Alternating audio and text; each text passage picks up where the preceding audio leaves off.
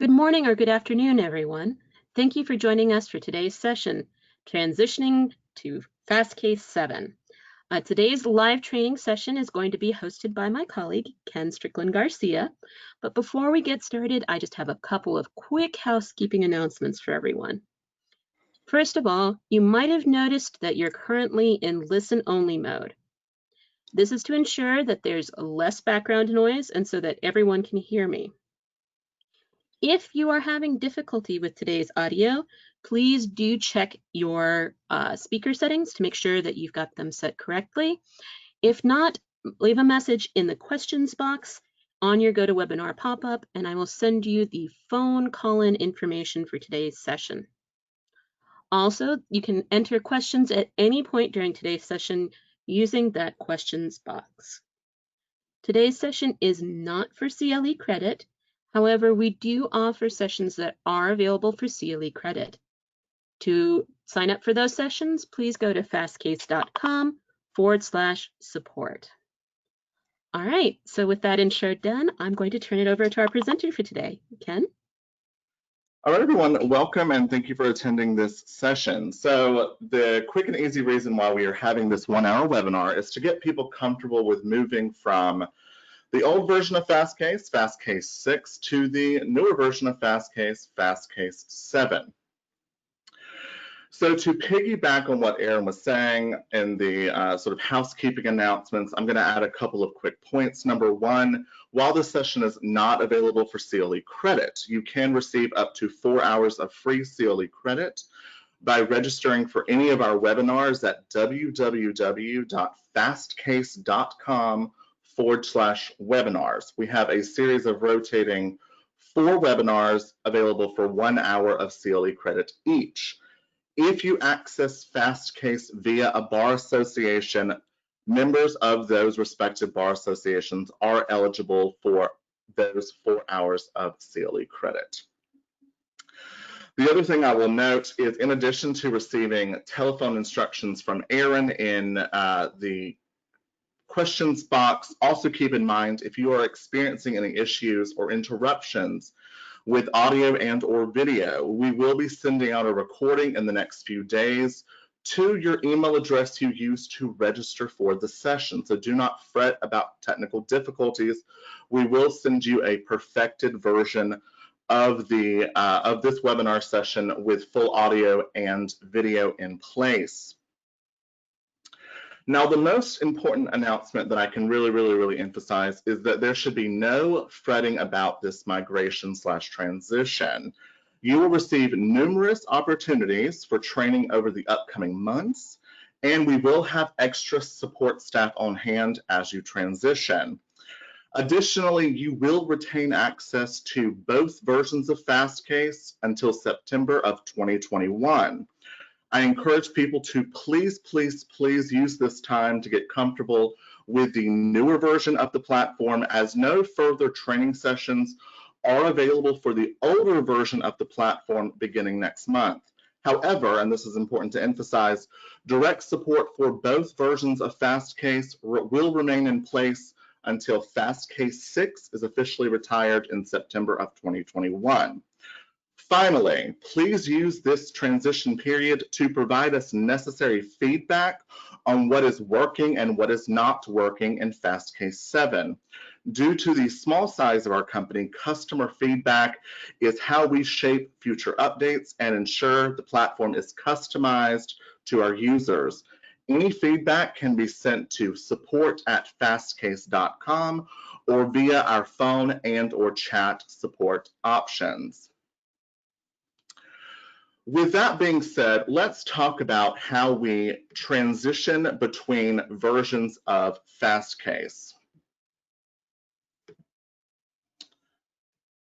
Right now, most of you default to seeing old Fastcase first. Old Fastcase is what you see on my screen currently.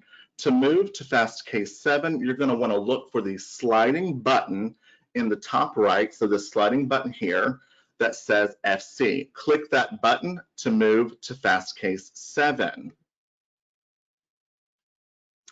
Now, after you migrate, you will default to seeing the newer version of Fastcase. This is the newer version on my screen. To move back to the older version, look for an icon that is shaped like a rudimentary drawing of a person, which you might see, for example, on a bathroom door in the far top right. If you click that icon, a drop-down menu will appear. From that drop-down menu, you will select back to Fastcase 6. So remember, if you're in the old version first, click the sliding button in the top right that says FC. If you're in the new version first, click the icon of the person in the top right, drop-down menu appears, click back to Fastcase 6.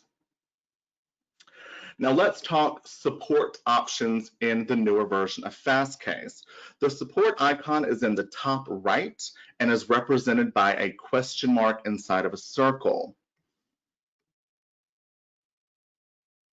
Once you click the help and support icon, a drop-down menu will appear. We have the change log. The change log is where you have information about minor updates within an update. So if, for example, you have an icon that you're accustomed to looking a certain way, or if we have done minor things like change how our filtering menu works, we will place all of that information within the change log. So remember, change log is for finding any information about minor updates within a specific version of Fastcase. Going back to that menu, we have the user guide. The user guide allows us to receive written support on how to accomplish things within Fastcase. You can download the entire user guide by clicking here on the left-hand side. You can also download individual parts of the user guide using the numbers here on the right side. This is also where you go to receive information about syncing your mobile app. So if you are accessing Fastcase via a bar association portal and want to sync that bar association portal with our mobile applications for Android and or iPhones and iPads, you will find that guide here by clicking on the Mobile Sync Training Guide where you see my icon hovering currently. Going back to that menu, you also have tutorials and the webinar schedule. Tutorials are going to take you to videos 2 to 5 minutes that are focused on accomplishing a single task within Fastcase 7. Additionally, the webinar schedule is where you will go to be able to register for either more training sessions or for those CLE credit granting sessions. Last but not least, we have the more support icon. This is where you can find things like our phone support number. We do offer live phone and chat support Monday through Friday from 8 a.m. until 9 p.m. Eastern Standard Time. The phone number, as you see on your screen here, is 1-866-773-2782. You will want to select option 2. Erin, can you make sure that you place that number for our users in the question and or chat box? Will do.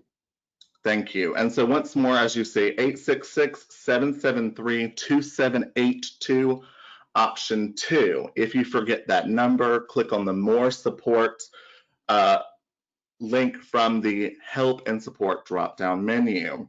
I will emphasize, if you do not get through when you are dialing in, you are encouraged to leave a voicemail. Typically, we get back to most users during business hours within an hour. Now, chat support is also available using the chat tab in the bottom right of the page.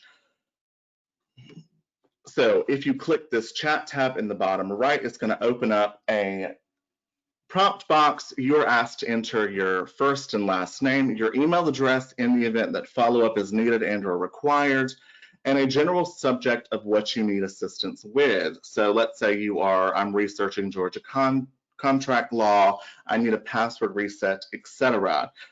You are not encouraged to just simply enter the words help in the subject line, but we will accept it if that is your general area of inquiry.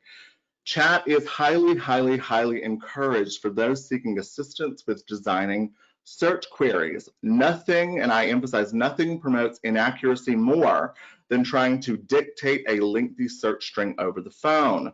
Chat also allows us to send you links to search results and documents in real time. Now, here is a pro tip. If you receive a link to search results from a query created in chat, you can bookmark, and I encourage people to do this, you can bookmark that URL/web address in order to re-access those search results at a later time. Now, we have tried in Fastcase 7 to make the chat box a little less intrusive, as many users, as you see on my screen here, the chat box in the older version of Fastcase was in the bottom left and was quite large, and at times would appear to block our search results. We have tried to remedy this issue in Fastcase 7 by making the chat box somewhat smaller. Now let us talk coverage and content. So if your question about content is, tell me about the years of coverage for any content type. Where you find information about years of coverage for your content, we have a coverage menu available at www.fastcase.com/coverage. Once more, to determine years of coverage, go to www.fastcase.com/coverage. This is the menu displayed on your screen currently. Unless stated otherwise on this screen, federal cases will go back to 1924 and state cases will go back to 1950. Legislative materials will have the last decade of codified editions available. Now, I will say that content is also updated faster now in Fastcase 7. We check for updates for primary law materials every 24 hours. Newly published cases, for example, typically are placed in Fastcase 7 within 36 hours. Now, to determine our categories of content and individual sources, we will use the browse function. As you know from the older version of Fastcase, to generally explore content or to browse something like statutes, it was somewhat cumbersome. You would come to the left column, click the content type you wanted to search. So let's use search statute. We appear to be getting some feedback. Can you assist me with remedying that? Yes, I'm fixing that now. Sorry about the delay, guys. No worries. So once we had clicked, so in this example, I clicked search statute from the left column on the. All right, sorry everyone for the delay. So if we, in this example, I have clicked search statute from the left column of Fastcase 6. I end up on the search statute search page. To browse materials in Fastcase 6, I would come to this search page, and then I would click this browse tab above the search box. And then once I click that browse tab, then of course I come down here and I would simply click. So let's say I was looking for the Oregon revised statutes. I would click Oregon and I would expand that menu, and then I would click the Oregon revised statutes. I would click my edition, etc., so on and so forth. So as you saw, we're clicking, clicking, clicking, and clicking. Now in Fastcase 7, we have tried to make this process a little less cumbersome.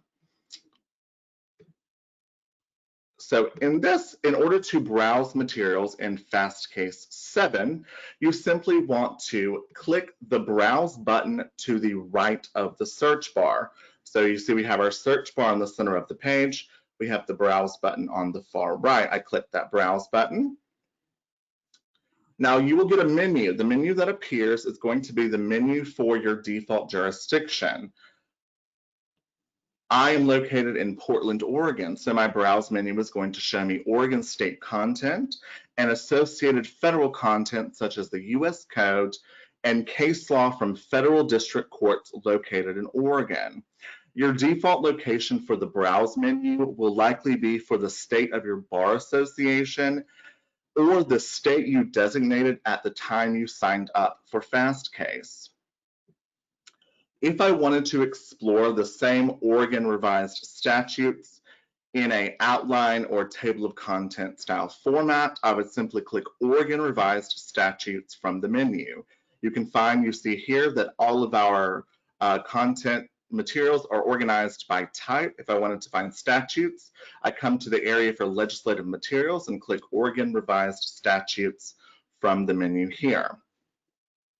Once I click on the content I want to look within, I then get my various editions of the Oregon revised statutes.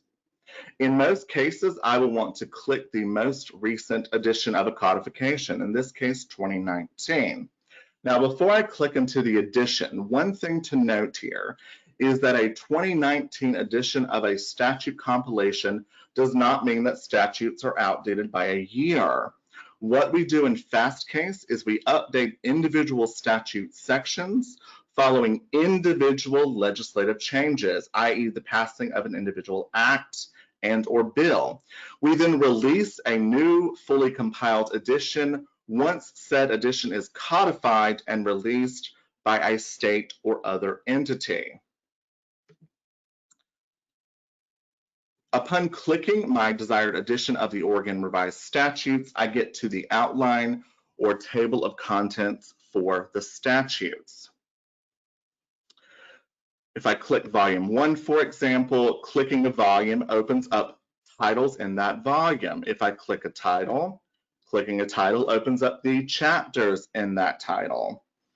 You will notice that beside volume 1, beside title number 1, and beside chapter 1, I have a download icon. The download icon is always designated by an icon that looks like a down arrow over a horizontal dash.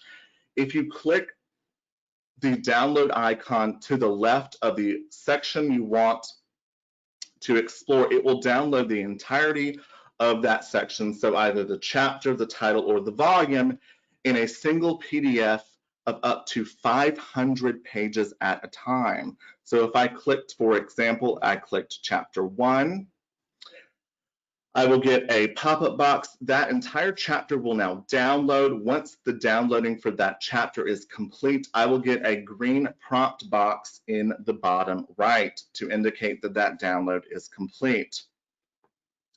Downloading for most things should take under a minute. Now, another pro tip to remember, downloads go wherever your computer tells them to go. If you are a PC user, for example, downloads usually go to your offline downloads folder on your computer. Every web browser will also maintain a temporary file of your most recent downloads. Unfortunately, customer support is unable to tell you where your downloads are going, as that is determined by individual computers and not our system. A second pro tip in this area, if a document is refusing to download or a batch is refusing to download, resetting your cookies and/or clearing your data cache, logging out and then logging back in will typically resolve this problem. If you need instructions on how to clear cookies and/or your data cache, for most browsers, customer support can assist with those instructions. Let's return now back to our browse menu. Now, returning to our earlier point about statutes being updated despite a state failing to release a new codified version, you can find information about how current a source is by using the eye icon to the left of the name of each source. So for example, if I hover over the eye icon to the left of the Oregon revised statutes, I can see that we last checked for updates to the statutes on August 17th. I also can see that we have updated the Oregon revised statutes as of August 8th. This information even tells me that the last update was as a result of the Oregon State Senate Bill number 1605. So this is a great way to get information about those sources. Now, if you want to explore other jurisdictions outside of the browse menu for your default jurisdiction, you can change the jurisdiction using the bar in the top left of the browse menu. If you come over to this bar, you can see that the bar says change jurisdiction by typing. So let's assume that I wanted to look at the browse menu for California. I would come over here, I could type in California, then it's going to say California from the drop-down menu below that bar. I click California. I now have my browse menu for California. Now, while we are exploring content on this menu, I will also point out that Fastcase 7 gives every user, regardless of subscription level, free access to 2 secondary databases not found in the older version of Fastcase. The first is going to be the Lex Blog. So we're going to scroll down to the bottom here to find our Lex Blog. And we're going to run a search within Lex Blog for COVID-19. So Lex Blog is published daily and provides legal analysis on any aspect of law affecting legal professionals and is written by legal professionals. These blogs are written by legal experts who are still practicing, by legal scholars, judges, and the like. In this example, you can see we have over 1,000 blogs for a rather current event. I use this search example to really show you the breadth of content available in this complementary secondary source.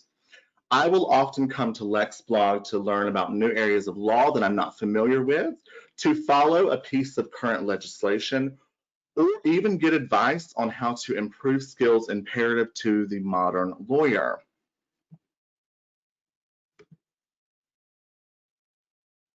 Now, the other secondary source worth noting is going to be Juris Pro.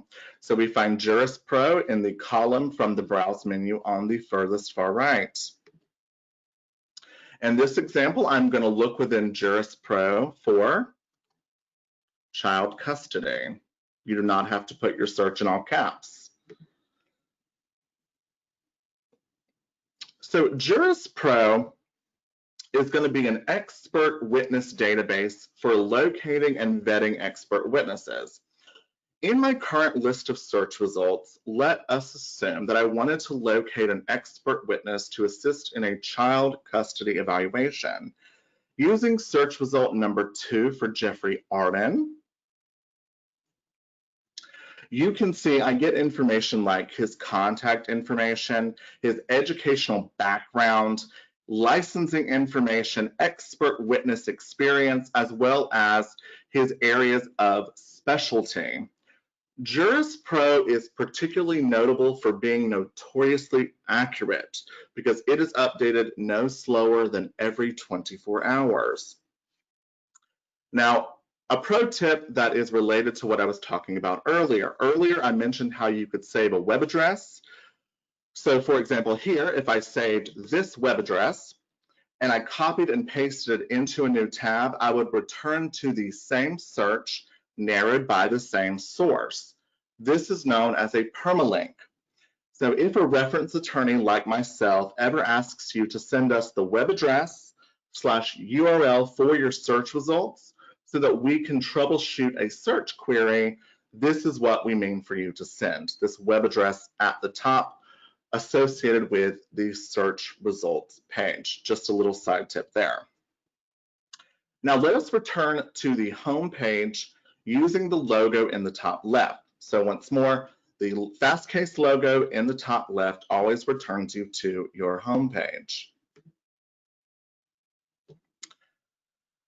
So from this point, let's start talking about searching. So the first thing I'm going to show you how to search, and I'm going to compare searching in both versions, is going to be for an individual legal document. So for this example, let's use Marbury v. Madison, found at 5 U.S. 137. Let's start with looking at how we would locate Marbury in the old version of Fastcase. So I would come over to Fastcase 6, and typically what I would do is I would click on Advanced Case Law Search from the left column on the main page. Then I would have a radio button above the search box that says Citation Lookup. I would click that radio button, and then inside the advanced search box, I would enter 5 U.S. 137. And then, of course, I could run my search. And voila, in Fastcase 6, there's the case I am seeking. Now, Fastcase 6 works a lot like Fastcase 7 when you have the reporter information. But let's assume that we have the more common experience where we might know the party names associated with the case, but lack the reporter information. In that event, let's look at how we would accomplish that search in Fastcase 6.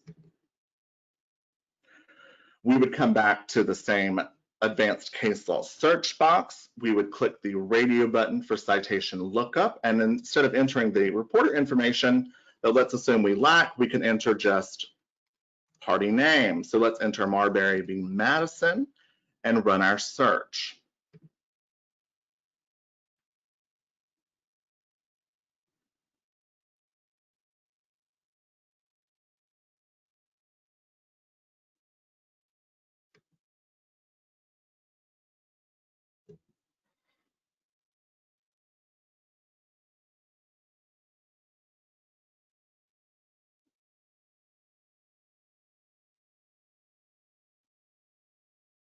So as you see here, that took a moment when we were running that search because we're getting over 4,000 results from that search query instead of the single case that we were looking for. Now, moving over, let's compare the process in the newer version of Fastcase. So in the newer version of Fastcase, we tried to correct such an issue with the implementation of a feature known as Type Ahead. So Type Ahead allows you to enter a portion of a legal document name, such as the party names for a case, and then suggests the document you may be seeking via a drop-down menu below the search bar. So let's use an example. In this example, I could type in MARB, so a portion of the party names for Marbury v. Madison, and Type Ahead then suggests the case I may be looking for. If I click that case from the drop-down list, it takes me there to the text of my case. Now, I will also note that the search bar would also allow you to enter that same reporter information just like in the older version of Fastcase. So as you see, if I type in 5 US 137, Type Ahead also recognizes that I'm looking for the Marbury v. Madison case. So moving away from locating a single document, let's talk about what it is like to run search queries or to conduct a search in both versions. So going back to Fastcase 6, let us use the example. So for this example, I want to locate Fourth Circuit Court of Appeals cases that contain the phrases res judicata and issue preclusion. So let's walk through how we would do this in Fastcase 6. I would click on Advanced Case Law Search from the left column. I would make sure that the radio button above the advanced search box was clicked for keyword / Boolean search. I would then come below the search box. I would click on the radio button for individual jurisdictions. I would then open U.S. Supreme Court and U.S. Courts of Appeal. And then last, I would check the box for the Federal Fourth Circuit. Then I would come back up to my search box. I would enter my search query. I would enter res judicata and issue preclusion. And then finally, I would run my search. And there I end up with the 76 intended cases from the Fourth Circuit Court of Appeals. Now, the issue with searching in Fastcase 6 was that searches were narrowed for a specific jurisdiction within a specific content type. There was no way for me to take this search and combine it with, let's say, statutes containing the same language. Now, let's compare this process in Fastcase 7. So in Fastcase 7, you have one search bar that searches for both natural language and keyword searches for all jurisdictions across all content types unless you designate otherwise. So in this example, I would simply enter res judicata and issue preclusion in the search bar. And then you would run your search by either clicking enter or clicking the orange search button to the right of the search bar. Now, right away, you can see what I was noting, that I get over 17,000 results. Now, the way you know your number of results is you look for the number in the top left underneath the Fastcase logo. Here you can see I have 17,676 results for legal documents containing the phrase res judicata and issue preclusion for all content types, for all jurisdictions, or another way of saying it, for all legal documents within the Fastcase repository as a whole. So the way that we narrow is we come down below that number here, and we use our available filters search bar here. So you see I've got this bar here on the left-hand side that says filter by jurisdiction or sources. So to narrow by the Fourth Circuit, I could simply type in Fourth Circuit inside this available filters bar.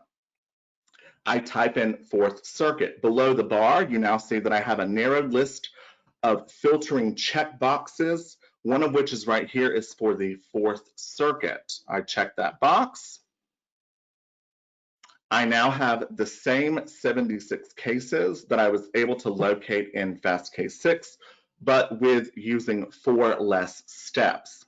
Now, the nice thing about using the search function in Fastcase 7 is I can combine these results with I could combine it with something like the Fifth Circuit. I could combine it with individual district courts. So for this example, let's say that I'm going to clear out the Fourth Circuit, and I want to add cases from the Central District of California.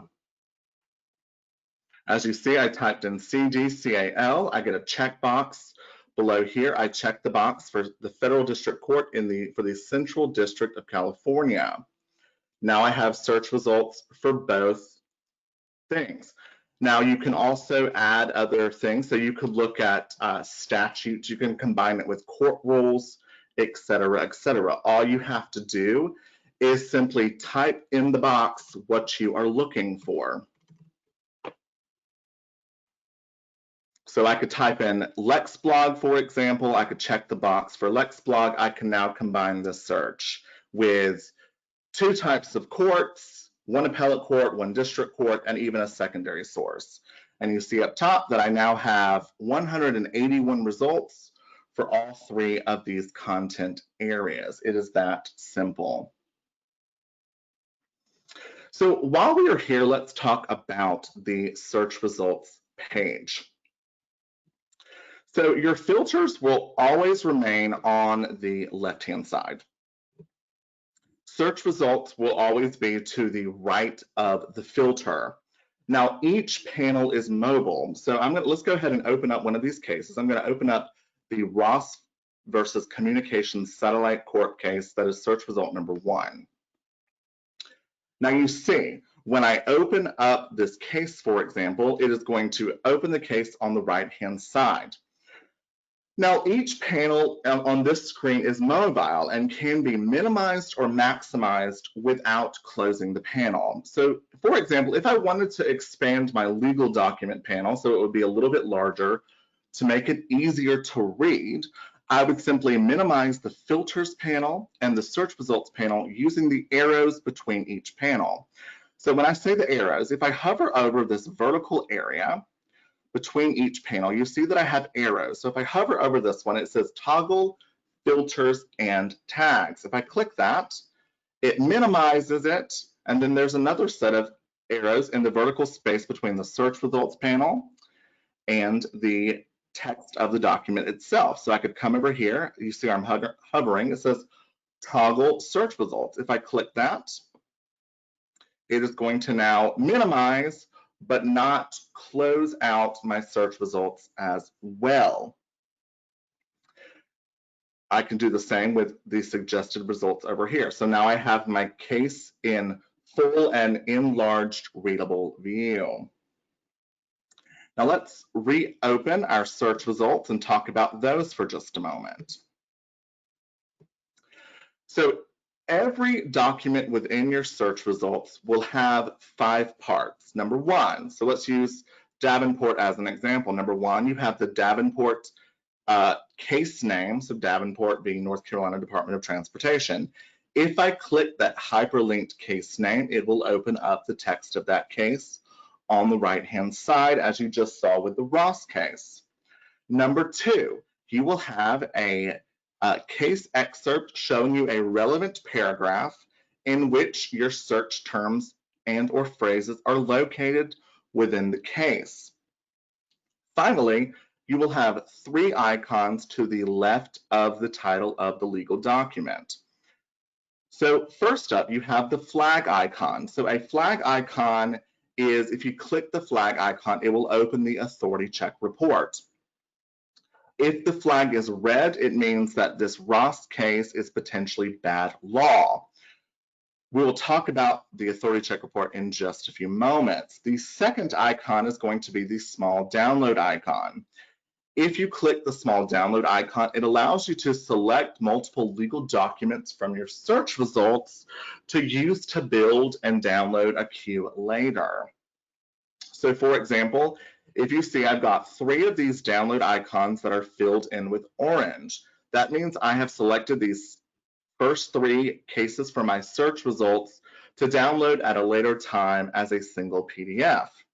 Finally, you have the star icon. The star icon allows you to select a case from your search results to save as a favorite. If a star is transparent, it is not saved as a favorite. If the star is filled in with orange, it is saved as a favorite.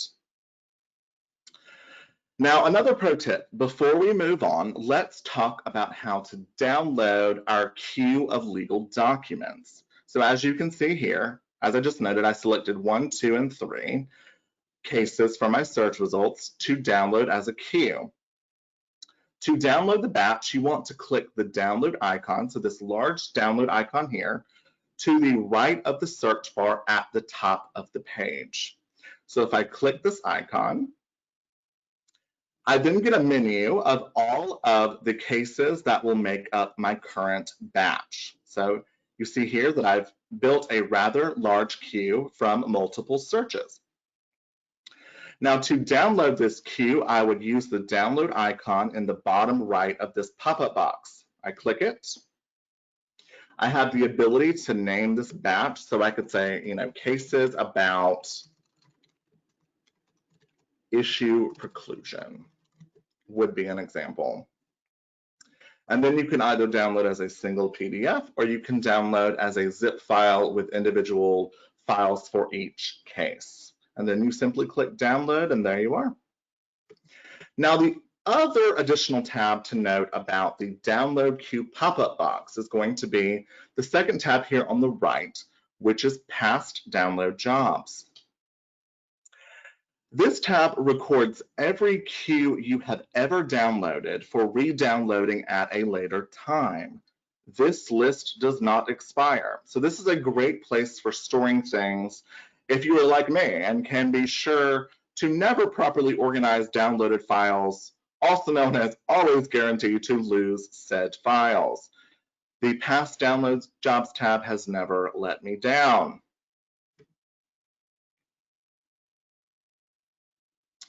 All right, so now I'm going to open up search result number 1, or the Ross versus Communications Satellite Corp case, to show us what we can do with individual legal documents in Fastcase 7. So we're going to open up this case. I'm going to come over here and I'm going to minimize my search results.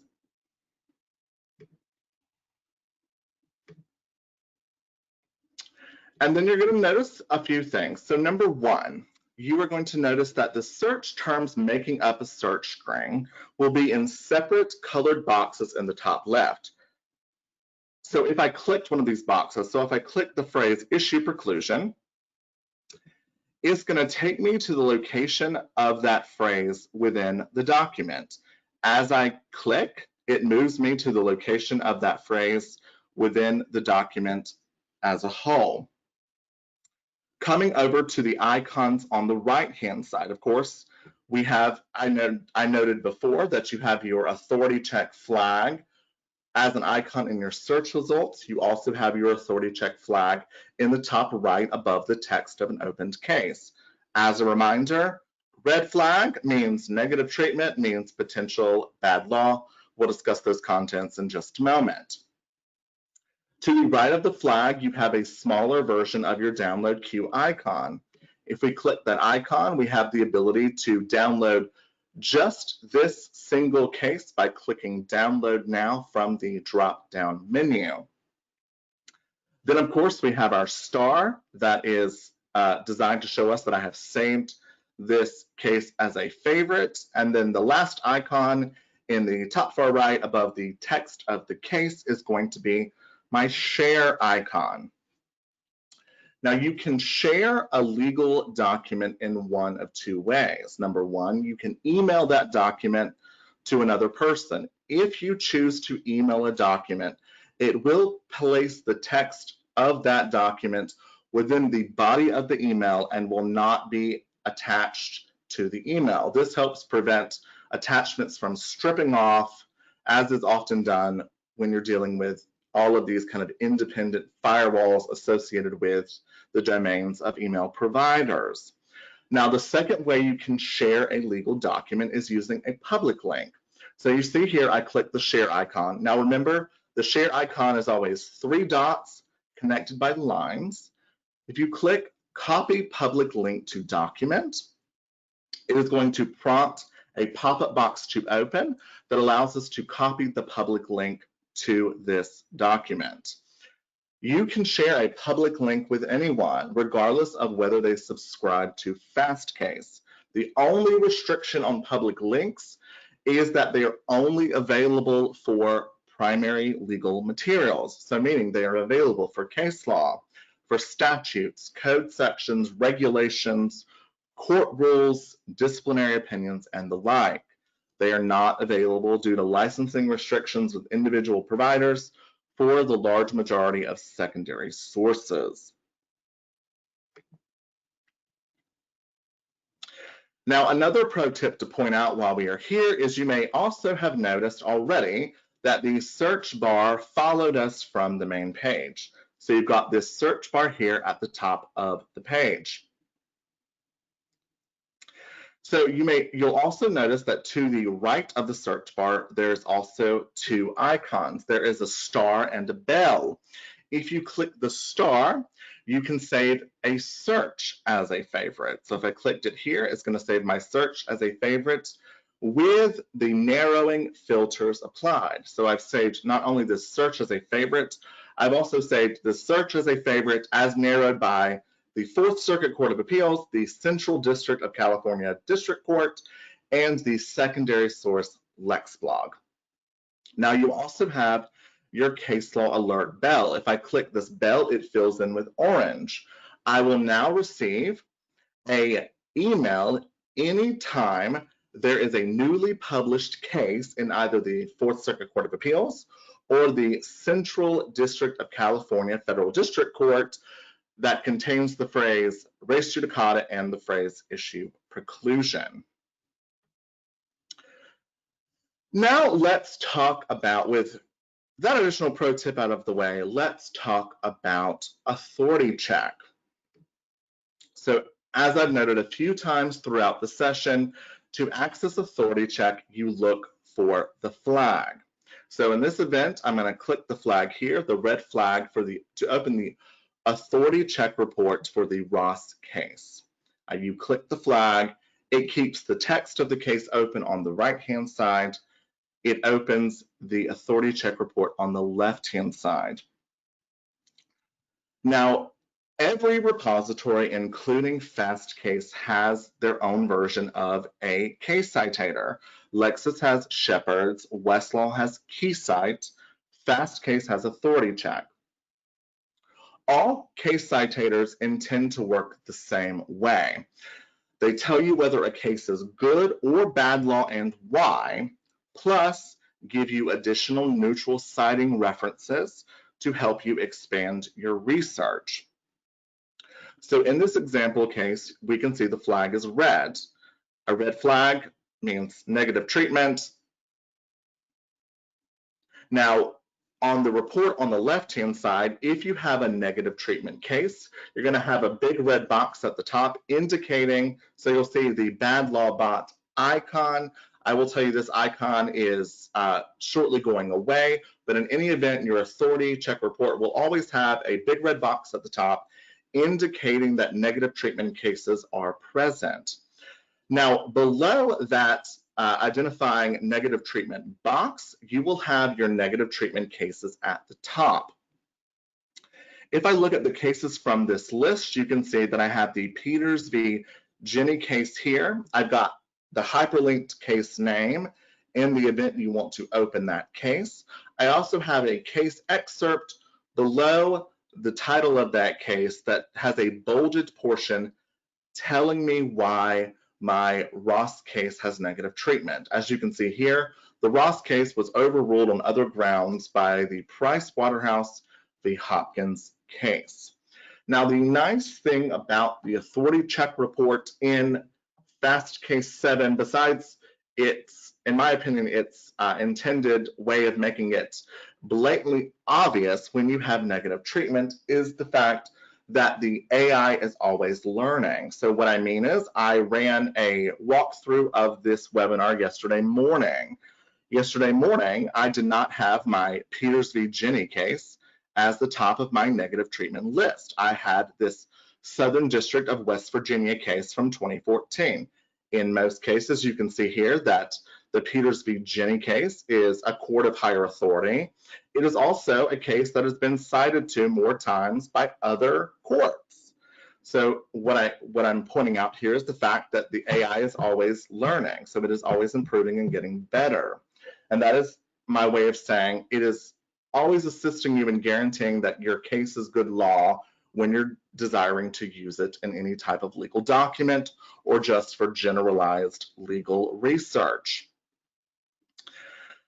Now, in the upcoming months, this authority check report will have a search within function that will allow you to designate or search within the report for certain keywords without having to open each case. In the interim, until that search within function is present, you can come up here to these filters here and you can sort by date, by relevancy, also known as sorting by most cited. You can also narrow by jurisdictions.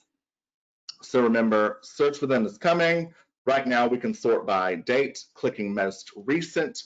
We can sort by relevancy, clicking most cited. We can also narrow by individual jurisdictions.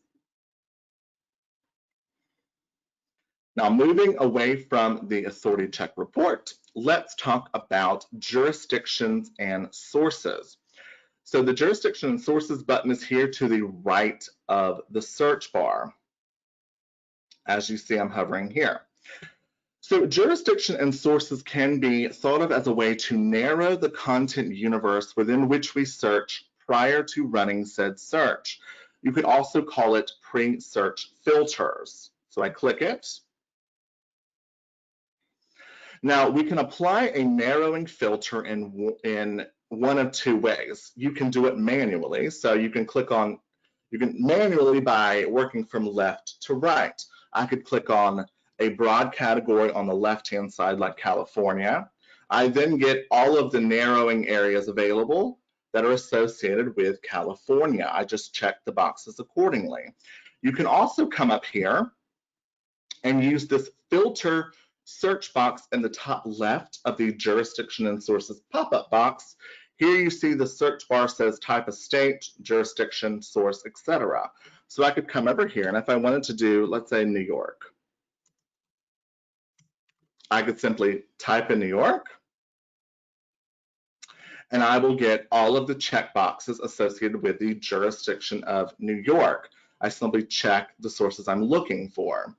Now, one thing I want to point out about this page, or an additional pro tip, is the fact that in Fastcase 7, we have broken out the content areas associated with a single jurisdiction like New York into more defined sub areas. So if we come over here, you can see that under court rules, I have not only the court rules for the courts of appeal in New York, I also have the court rules broken out by department. Moving down further, you may remember that in Fastcase 6, all of my New York State courts were grouped together as one search. In Fastcase 7, I could select individual types of courts or levels of courts to hopefully allow me to narrow my search accordingly. You also have the ability, as I showed you before with post search filters, to not only search within an area as broad as, let's say, the Fourth Circuit, but also to narrow a search down to a single federal district court within that same federal circuit. So here I could select, let's say, the Southern District of New York. I could come down here and I could select, any of these narrowed courts, the family court, the traffic court, etc., etc. Now, once you have determined the areas within which you want to narrow a search, you want to verify that you've applied the correct pre-search filters using these blue boxes in the top center of the jurisdiction and sources pop-up box. So you see here, I've got one dark blue box in the top center for each area I want to search within. I've got one for the Southern District of New York, one for the New York Family Courts, and one for the New York Traffic Courts. Once I have verified that those are the only areas I want to narrow my search within, I click Done in the top right of the Jurisdiction and Sources pop-up box. So verify, click Done.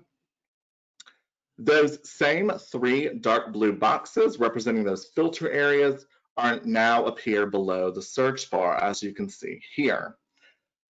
Now, let's assume that you consistently search within these three courts. You can also designate these three courts to be your default narrowed search area. So to do that, you go below the search bar. You see we have the three blue boxes here. To the left of those three blue boxes, we have a star.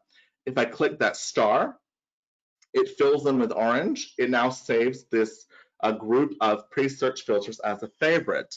Once it is saved as a favorite, or the star is filled in with orange below the search bar, I now get a white box below the star that says Save as Default. If I select this, it is going to conduct all of my searches within these three courts until I change my default jurisdiction.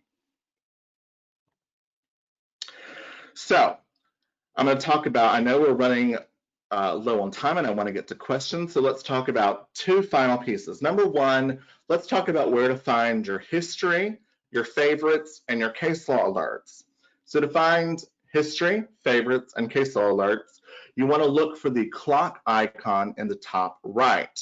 So you click the clock icon, and a series of 5 tabs will open.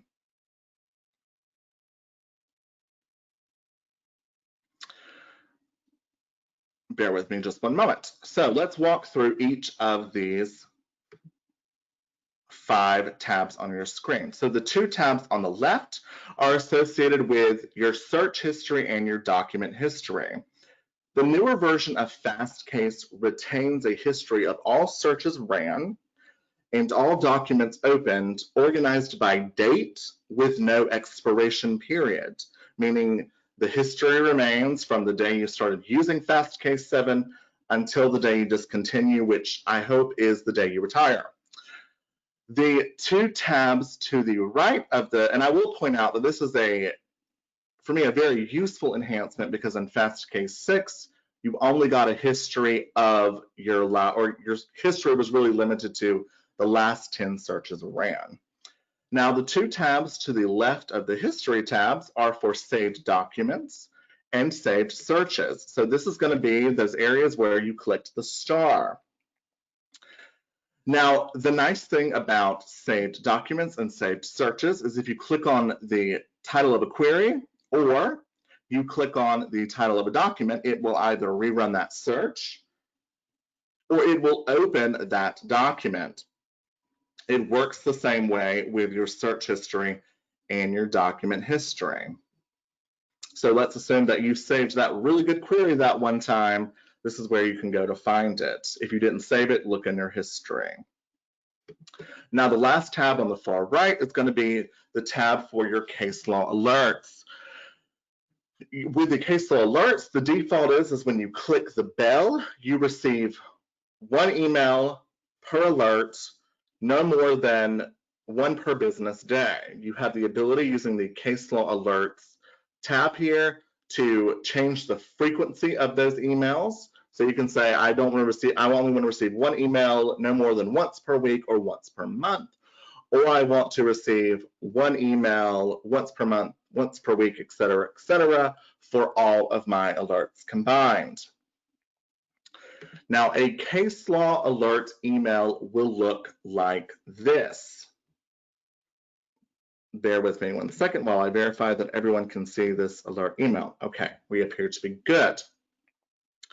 So at the top of the alert email, so this alert email was for all courts nationwide containing the phrase breach of contract. So I receive this email once a day or once business daily. So you see here that it tells me that I have 52 new cases that contain the phrase breach of contract since the last time I received an email. Now, below the number of results, I have the case title. I also have a case excerpt showing me where the phrase breach of contract is located within that newly published case. Now, another pro tip is that if you receive your emails in HTML style and not text-only format, you will find that these case titles are hyperlinked. So clicking the hyperlinked case name opens up the full text of the case without you having to log into Fastcase to read. This means, number one, you can read the cases without leaving your inbox. Number two, you can share the case law alert with non-subscribers of Fastcase and allow them to explore the text of the full cases without a paywall. So some benefits of using the case law alert system. Now, the last thing we're going to talk about today is I'm going to do some special pointing out for searching statutes, because this is an area people often ask about. So number one, type ahead does also work for more than cases. It does work for statute sections. So for example, if I wanted to find a statute section dealing with child neglect in Oregon, I could simply type in something like ORS 163, let me make sure I'm getting this right, .545. As you see, I typed in and I have the suggested statute section from the drop-down menu using type ahead. Now, just like with the Marbury v. Madison case, I simply click it, and there is my statute, or the text of my statute section on the screen. Now, once you open up the text of a statute section, there are two icons that are specific or unique to legislative materials. The first is going to be the table of contents / outline icon. You find that in the top left. So in the top left here, you see I have an icon that looks like a numbered list. If you hover over that numbered list icon in the top left, it says Browse Outline in Context. You click it. What it does is it's going to open up the table of contents for the Oregon Revised Statutes and show you where your statute section sits in relation to that compiled statute as a whole. So it is a great way if you're looking at one statute section and need to move around to other statute sections with ease. You do that using the numbered icon in the top left or your outline icon in the top left. Now let's close out. Let's move over here. Now the other icon of note is going to be your annotations icon. This icon is in the top right and looks like the letter A inside of a box. If you click this icon, so as I'm saying here, you have the icon, the A inside of a box. If you hover over that icon, it says View Annotations. Let's click it. We get an annotations report on the far left. So an annotations report will give you cases that have cited to your statute section with excerpts from the case showing you where the statute citation was used within the text of the case. Just like with the authority check report, you can sort these annotations by date, relevancy, and narrow by jurisdiction. Additionally, just like with the authority check report, this annotations report will also receive a search within function in the upcoming months, allowing you to look through the annotations report for user designated keywords without having to open each case. So A inside of a box, top right, annotations report. All right, so that is all I have for today. Expect a follow-up email with the recording within the next few days to the email address you used to register for the session. Additionally, I want to thank everyone for attending. Unless you have any remaining questions, you are now free to go. But otherwise, Erin, shall we now move to any remaining questions that you did not answer via the session or during the session? Yes, we just have one at the moment. Can you talk a little bit more about authority check? Does it only provide the negative citations, or does it also provide all of the citations? Yep, so that is a great question. So the authority check report, so let's come over here and let's actually run, let's run the same search that we were just looking at. Actually, let's look at Marbury v. Madison. So I've opened up Marbury v. Madison. Now you notice that my flag here is not red. So that means that I have neutral citing references without any negative treatment. So I click on that transparent flag and it opens up my authority check report. Now, a couple of things you'll notice that there's no big red identifying negative treatment box at the top. This means that all of and we're dealing with Marbury v. Madison, which has never been officially overruled because it's Marbury v. Madison. So every case on my list is going to be a case that has cited to, discussed, or analyzed the Marbury v. Madison case without treating it negatively. Now, with any authority check report, so let's assume that we used an example that did have negative treatment. As you were scrolling through that report, once you get past the negative treatment cases at the top, the list of remaining cases below those negative treatment cases will be your additional neutral citing references. So in essence, don't really think about authority check as just being to tell me if something is good or bad law. Also think about authority check as being a great way to really continue to enhance my research or expand my research without having to do a bunch of extra steps. So it's a great way to just locate cases generally that have cited to your anchor case, even if it's just in a neutral and or positive way. Perfect. We do have one more question late coming in. Are there administrative opinions available on Fastcase? So opinions such as immigration opinions or other opinions of that nature. Of course. So, and the answer is absolutely. So the way we are able to see the categories of administrative opinions you have access to is going to be using that browse menu. So let's assume I'm going to click browse. Now right away, you'll see that I have my Oregon materials by default. So in this case, let's come over and let's look at all federal instead. So this is going to be my browse menu just for federal materials, for example. Now you see I've got from this browse menu, I've got areas for cases and court materials, legislative materials. If you were looking for administrative opinions for either the state or federal level, you can see our categories here. So you can see we've got the BIA decisions, you can see we've got the Board of Alien Labor Appeals decisions, we've got these other immigration decisions of the Administrative Law Judge here, et cetera, et cetera. Now, additionally, you have this area available for, so let's assume that we went back to a place like California. You also can see state level administrative opinions that you have access to by coming down to this same area and looking at the categories within the system here. So. All right, one last question. So type ahead, as you mentioned, works on case names. It also works with citations. Is there a best format for information that's entered to take advantage of the type ahead function? Yeah, so that is a great question. So we're actually in the process of working on a project that's going to really enhance this ability. So it's going to look at things like synonyms and abbreviations for the ways that we type out our cases.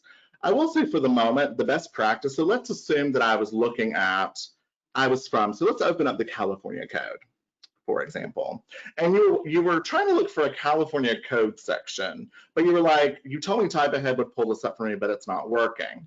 The best practice that I will do is I will actually go to the outline for, let's say, whatever statute area I'm looking for, and I'll just open up an area. So I'll open up one of the sections of the California Code, for example, and I'll look at how the document is titled. So here I can see that I've got CACIV. So if I'm looking for the California Civil section of the bigger California Code, you can kind of get a general understanding of the format within which type ahead will work best for whatever content type you're searching for.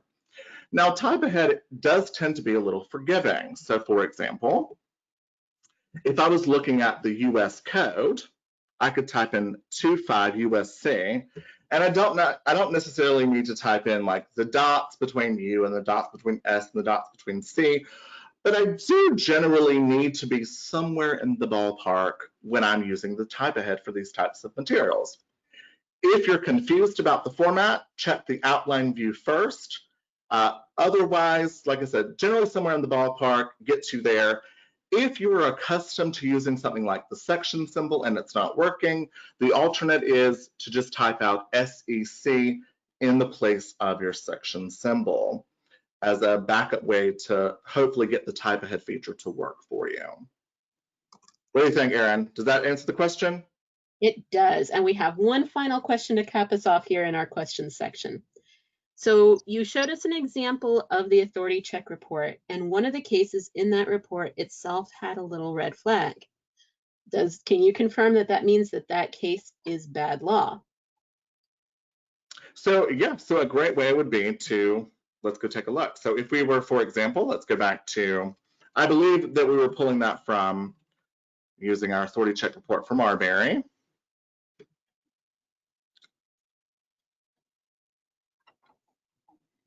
Pulling that up here.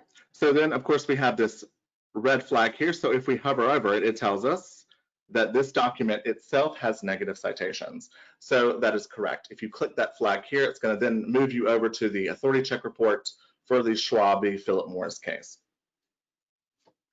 Perfect. All right.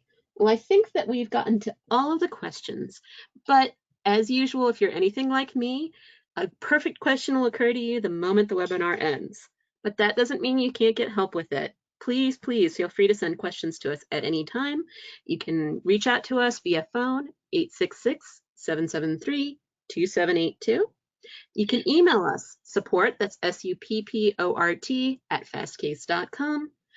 Or you can reach out to us using that live chat function in the bottom corner of the screen. We love getting questions that way because it's easy to send you links and it's easy to send you example phrases that way. And we hope that you'll reach out to us with any questions or feedback that you might have. Any final thoughts, Ken? No, I just want to thank everyone for coming out today, asking great questions, staying for the entire session. We are offering these sessions every Wednesday at 2 o'clock Eastern if you need to attend a repeat session. Otherwise, expect a recording in the next few business days. Wonderful. Thanks so much, everyone, for joining us. Again, all questions and commentary welcome. and we hope that you have a wonderful afternoon.